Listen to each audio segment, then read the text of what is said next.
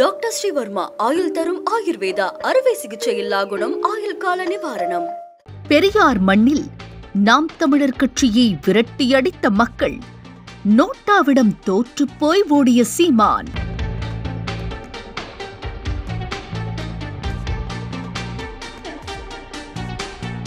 ஒட்டுமொத்த தமிழகமே ஆவலுடன் எதிர்பார்த்த ஈரோடு கிழக்கு சட்டமன்ற இடைத்தேர்தலில் நாம் தமிழர் கட்சிக்கு பெரியார் மண்ணின் மக்கள் மரநடி கொடுத்து விரட்டியுள்ளனர்.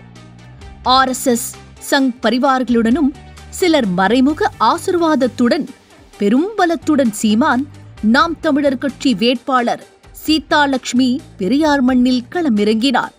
பெரியாரை ஒழிப்பதும் அவரது சித்தாந்தங்களை ஒழிப்பதும் தனது தலையாய கடமை என முழங்கினார். 10 நாட்களுக்கும் மேலாக சுத்தி சுத்தி ஈரோடு கிழக்கு தொகுதியை வலம் வந்து பெரியாரை எவ்வளவு தரக்குறைவாக பேச முடியுமோ அவ்வளவு தரக்குறைவாக பேசினார். அப்போதே தேர்தல் முடிவுகள் தெரிந்துவிட்டன. என்றாலும் சீமான் கணிசமான வாக்குகளை பெறுவார், அதிக வாக்கு சதவிகிதங்களை பெற்று 2வது கட்சியாக விஸ்வரூபம் எடுப்பார் என சில ஊடகங்கள் ஊதி பெருக்கின. குருமூர்த்தி, H. ராஜா போன்றவர்கள் சீமானுக்கு சபாஷ் போட்டு அவரை பக்கா வீரர் சூரர் என்று போற்றி வரவேற்றனர். H. ராஜாவையும் பாண்டேவையும் பேரறிவாளர்கள் என உச்சகட்டமாக புகழ்ந்து தள்ளினார் சீமான்.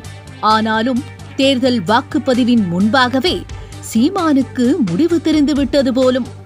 பேரறிஞர் அண்ணாவை பெருந்தகை என்றார், ஒன்றே குலம் ஒன்றே தேவன் என ஒப்பற்ற தத்துவத்தை மக்களுக்கு போதித்தார் என அண்ணாவை புகழ்ந்து பல்ட்டியடித்தார்.